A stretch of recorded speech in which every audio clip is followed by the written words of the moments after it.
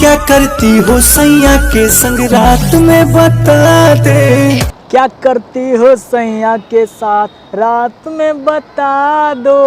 अरे शर्म करो। उसने बोला जरा सा कुंडी लगा दे। और खुश थी इतनी ज्यादा कि मैं रोई भी नहीं। मतलब इतना खुशी थी कि रोई भी नहीं। मतलब शादी होने की खुशी थी या फिर शादी में जो होता है वो होने की खुशी थी। एहे रहा नहीं जाता। मतलब क्लियर करना जरूरी है ना।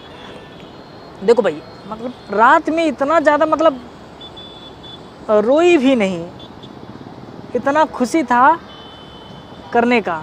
मतलब क्या ही बोलूँ यार कि देखो भैया, गाना एक नंबर है। क्या करती थी सैया के साथ रात में बता दो।